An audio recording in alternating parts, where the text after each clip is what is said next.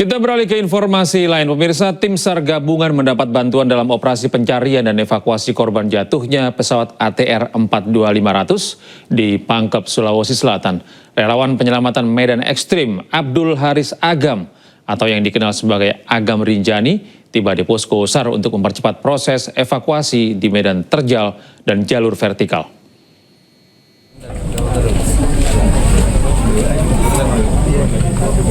Abdul Haris Agam atau dikenal Agam Rinjani tiba di posko SAR Desa Tompobulu, Kecamatan Baloci, Kabupaten Pangkep.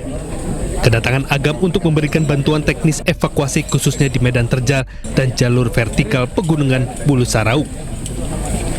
Agam dan tim ditempatkan di pos 9 yang merupakan jalur utama vertikal dengan sasaran utama proses pencarian dan evakuasi korban.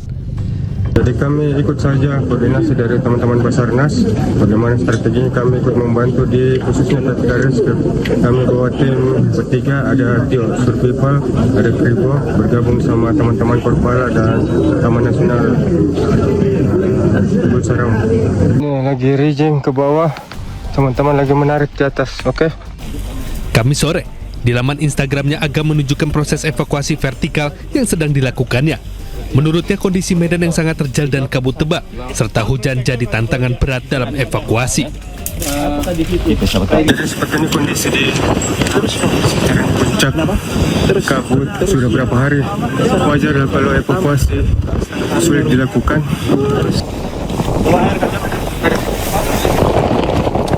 Agam juga memohon doa dari sejumlah masyarakat Indonesia agar kondisi cuaca membaik sehingga proses evakuasi berjalan lebih cepat dan seluruh korban dapat diturunkan dengan aman. Dari Pangkep, Sulawesi Selatan, Udin Syarudin, iNews melaporkan. Sementara itu pemirsa, jenazah Deden Maulana, salah satu korban jatuhnya pesawat ATR 42500 dimakamkan di kampung halamannya di Garut, Jawa Barat. Isak tangis keluarga mewarnai upacara kedinasan di TPU Mekarwangi.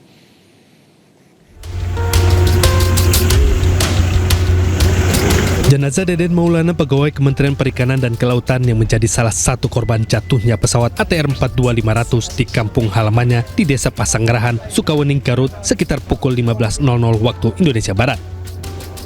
Kedatangan jenazah pun disambut isak tangis keluarga, kerabat, dan tetangga korban. Usai disolatkan, almarhum Deden Maulana kemudian dimakamkan di tempat pemakaman umum dengan prosesi pemakaman secara upacara kedinasan. Tiba-tiba saya datang jam 2 malam. Itu tiba-tiba meluk ibu dari belakang pas waktu tidur. Nah, siangnya udah pulang lagi ke Jakarta karena mau ada dinas keluar juga gitu. Dia terakhir kesini tuh beberapa hari yang lalu ya gitu? Desember apa Januari gitu awal.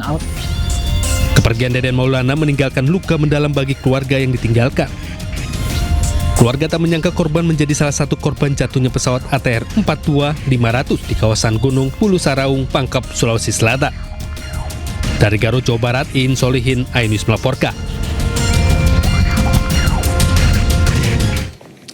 Setelah berhasil dievakuasi, black box pesawat ATR 42500 yang jatuh di lereng Gunung Bulu Saraung, Kabupaten Pangkep, Sulawesi Selatan, akhirnya resmi diserahkan kepada Komite Nasional Keselamatan Transportasi atau KNKT. Penyerahan ini dilakukan setelah hari ke-6 operasi pencarian dan pertolongan.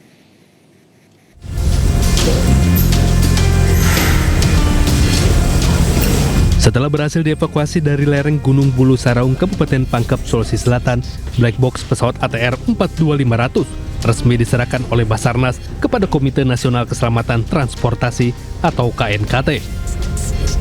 Black box pesawat terdiri dari 2 perangkat utama, yakni Cockpit Voice Recorder atau CVR yang merekam seluruh suara di dalam kokpit termasuk komunikasi antar awak pesawat dengan petugas pengatur lalu lintas udara atau ATC.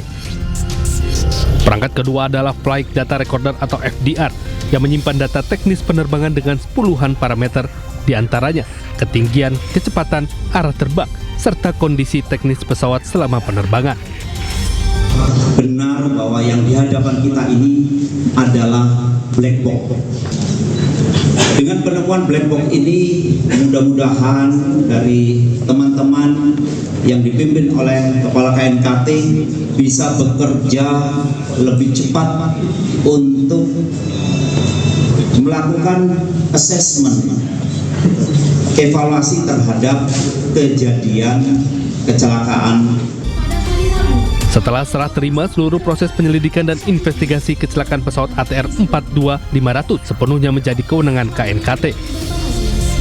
Jadi black box ini ada dua jenis. Satu, cockpit voice recorder berisi rekaman suara, yaitu ada di dalamnya ada 4 channel. Channel pertama adalah komunikasi antara pesawat dengan menara pengawas atau ATC. Channel kedua adalah komunikasi antara pilot. Channel ketiga adalah komunikasi dari kokpit ke cabin.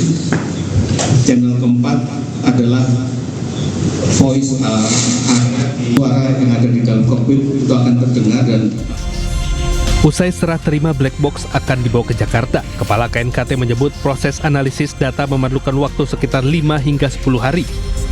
Hal ini dilakukan untuk memastikan keakuratan data dan kesimpulan hasil investigasi. Dari Makassar, Sulawesi Selatan, Wahyu Ruslan Ainus melaporkan. Harapan keluarga co-pilot pesawat ATR 42500 yang jatuh di Gunung Bulu, Saraung, Kabupaten Pangkep, Sulawesi Selatan muncul setelah data smartwatch milik Farhan Gunawan viral di media sosial. Namun, Tim SAR dan Basarnas mengklarifikasi bahwa data tersebut tidak dapat dijadikan dasar operasi pencarian.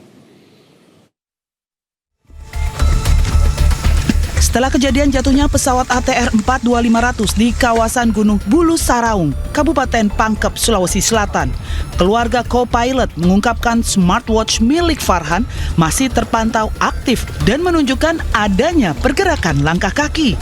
Data pergerakan ini terpantau dari ponsel Farhan yang terhubung dengan smartwatch milik Farhan. Menanggapi hal ini, Kepala Basarnas, Marsikal Madya Muhammad Syafi'i, menegaskan jika data pergerakan langkah kaki yang terdeteksi pada smartwatch co-pilot bukanlah data real time atau aktivitas setelah kecelakaan pesawat ATR 42500, melainkan rekaman aktivitas beberapa bulan lalu saat korban berada di Yogyakarta. Pihak Basarnas menegaskan bahwa data tersebut tidak dapat dijadikan dasar operasional dalam penentuan titik pencarian.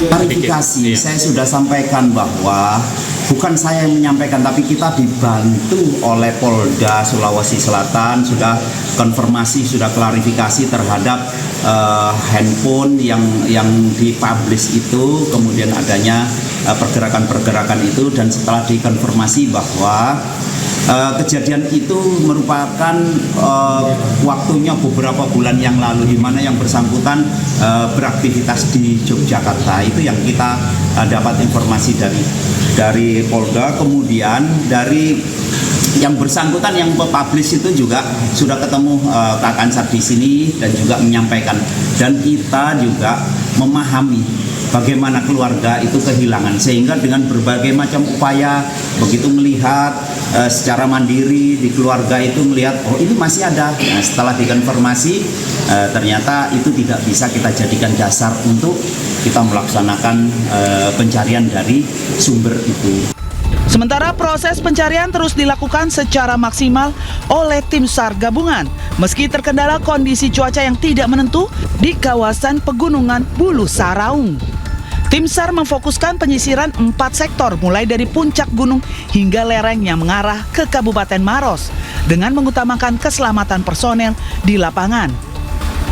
Dari Makassar, Sulawesi Selatan, Wahyu Ruslan iNews melaporkan.